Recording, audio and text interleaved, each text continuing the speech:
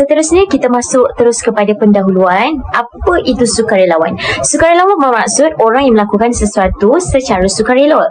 Perkhidmatan mereka ini tidak memerlukan kelayakan tertentu. Keterlibatan belia dalam pelbagai bidang sukarelawan seperti khidmat komuniti, sukarelawan dalam bentuk teknikal, sukan, penerbitan, seni budaya dan sebagainya dapat meningkatkan jati diri belia. Semangat kesukarelawan ataupun lebih dikenali sebagai volunteerism bagi mahasiswa berbilang kaum pada masa kini sememangnya dituntut oleh negara, memandangkan hal ini mencerminkan jati diri dan semangat sebagai seseorang warga negara yang bertanggungjawab.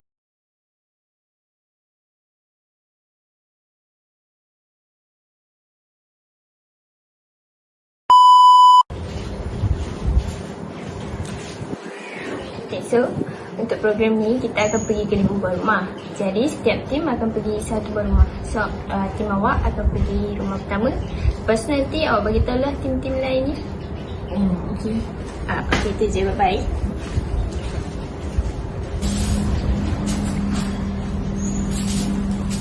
Kenapa tak bersihkan betul-betul tu? Tu kan ada sampah.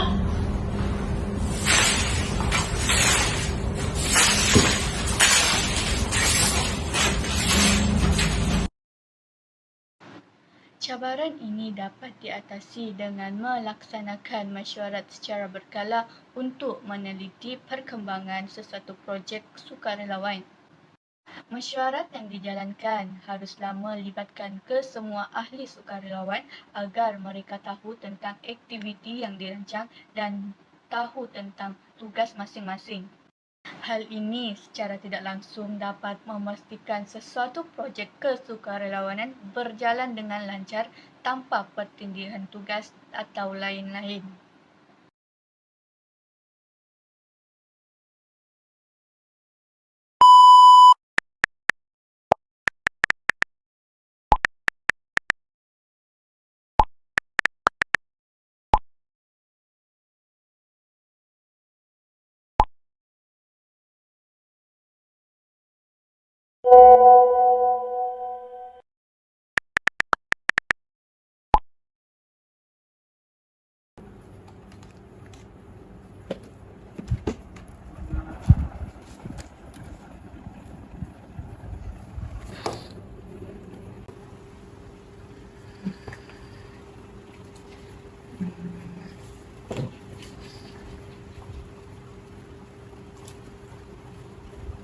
Assalamualaikum Aunty Lina.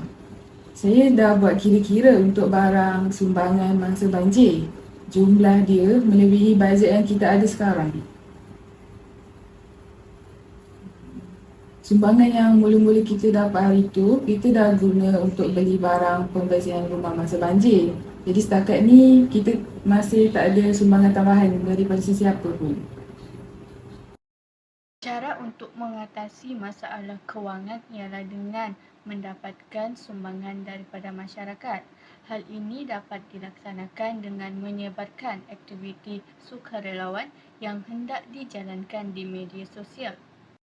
Secara tidak langsung, masyarakat sedikit sebanyak dapat membantu pasukan sukarelawan untuk mengumpulkan dana yang diperlukan untuk menjayakan sesuatu projek sukarelawan. Selain itu, cara untuk mengatasi masalah kewangan ialah dengan menggalakkan kerjasama antara agensi kesukarelawanan lain agar dapat mengumpulkan dana atau sumbangan yang lebih banyak.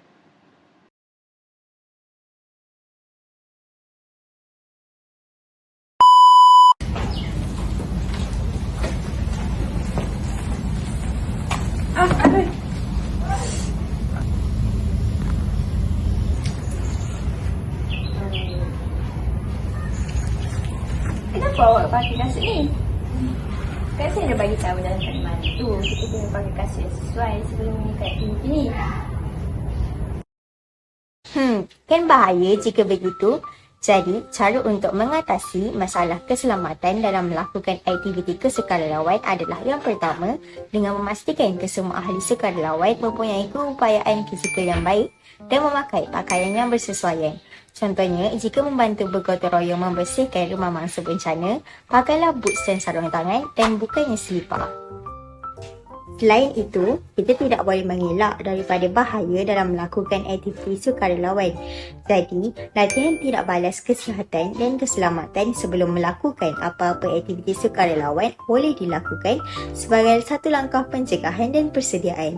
Oleh itu, jika terdapat kecemasan dan kemalangan yang berlaku, ahli sukarelawan tahu apa yang perlu dilakukan dan tidak panik semasa berada dalam situasi yang tidak dijangka.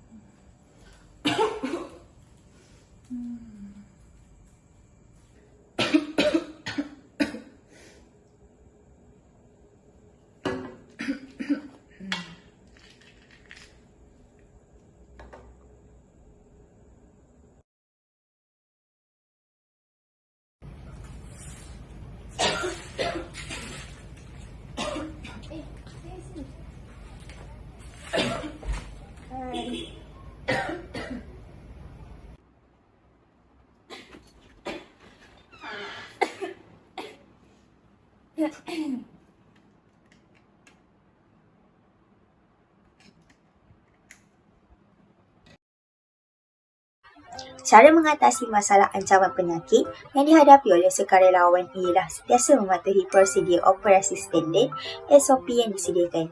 Ini adalah penting untuk mengelakkan penularan wabak penyakit dan memastikan semua orang yang terlibat selamat. Contoh penyakit seperti COVID-19, kita perlulah melakukan ujian kendiri untuk mengelakkan penyebaran wabak, memakai pelitup muka jika perlu serta kerap mencuci tangan. Untuk sukarelawan yang berada di dalam kawasan banjir, mereka terdedah dengan penyakit kecil tikus. Jadi, langkah pencegahan awal yang boleh diambil adalah seperti menyediakan ubat doxycycline, membasuh anggota badan terdedah banjir dengan air bersih pada kadar segera dan sentiasa menjaga kebersihan diri.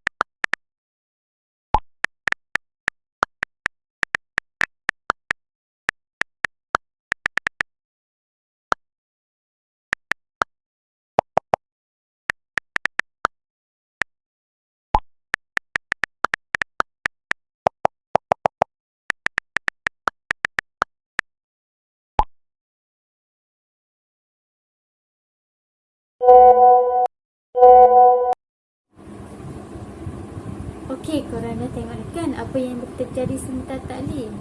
Jom kita pergi kepada cara mengatasinya. Antara cara mengatasinya adalah membuat jadual masa. Orang yang berdisiplin ini tidak akan sekali gagal selagi mana disiplin iaitu dikawal dengan ketat. Maka buatlah jadual masa dan jangan ingkari. Susunan jadual tersebut mengikut keutamaan. Maka dengan adanya jadual itu, walaupun senarai tugasan itu panjang, akan dapat diselesaikan dengan baik, insya-Allah. Itu sahaja. Apa yang kita dapat simpulkan pada hari ini, aspek sukarelawan adalah suatu nilai dan amalan murni yang perlu diterapkan ke dalam jiwa anak-anak muda belia kita pada hari ini. Walau bagaimanapun, untuk melahirkan sukarelawan yang berkualiti bukanlah mudah seperti yang kita sangka. Oleh itu, penerapan nilai-nilai sukarelawan berkualiti haruslah ditanam seawal di peringkat sekolah rendah lagi. Hal ini selaras dengan usaha kerajaan untuk memperhebatkan lagi aktiviti sukarelawan di Malaysia dan menjadikan ianya agenda penting untuk negara kita sendiri.